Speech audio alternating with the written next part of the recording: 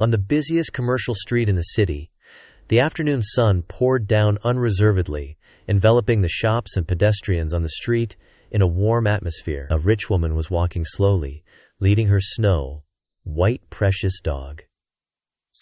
This dog was extraordinary. Its fur was like carefully combed silk, smooth and lustrous. The collar, inlaid with dazzling gemstones around its neck, sparkled brightly in the sun, showing its owner's extraordinary status. The rich woman was wearing a well-tailored designer suit and a pair of expensive, high-heeled shoes. Every step she took made a crisp sound, as if proclaiming her superiority to the people around. In a corner not far away, a beggar was sitting quietly. His clothes were ragged, with large and small patches, and the original color could no longer be seen. His hair was messy and tangled, his face was full of the vicissitudes of life and the fatigue of living, and his eyes revealed deep helplessness and numbness towards life. He sat here every day, stretching out his dirty hand to the passing pedestrians, begging for their alms.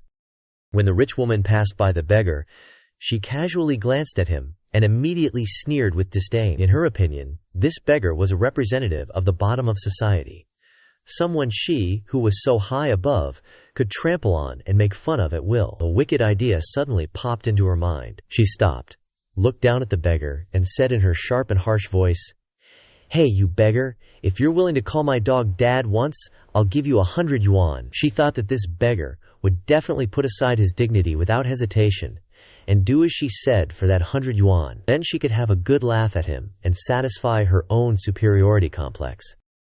The beggar was stunned when he heard this. He seemed not to expect that this rich woman would suddenly say such a thing, but soon a trace of undetectable cunning flashed in his cloudy eyes. He slowly raised his head, looked at the rich woman, and deliberately asked slowly, 100 yuan for one call, then how much for 10 calls? When the rich woman heard this, she was secretly delighted. She thought the beggar had taken the bait, so she said loudly, 10 calls, and I'll give you 1,000 yuan. In her opinion, this beggar would definitely call 10 times without hesitation for the money. The beggar didn't hesitate at all. He immediately shouted at the top of his voice, "Dad! Dad! Dad!" His voice was loud and clear, echoing on this busy commercial street, attracting the attention of passers-by. Some showed surprised expressions, and some couldn't help laughing. Although the rich woman felt a bit embarrassed, for the sake of face, she still reluctantly took out 1,000 yuan from her delicate designer bag and handed it to the beggar. The beggar took the money, and a bright smile appeared on his face, which seemed to have a hint of success. Then he shouted loudly at the rich woman, "Thank you, Mom!" This shout was crisp and loud, as if deliberately announcing his victory to the people around.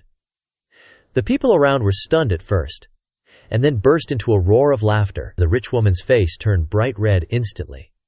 Her lips trembled slightly, as if she wanted to say something, but she couldn't say a word. She never expected that she would be outwitted by this seemingly down and out beggar, trying to be smart but ending up losing out. In the laughter of the crowd, she could only leave in a hurry with her dog, and her originally proud back now looked a bit embarrassed.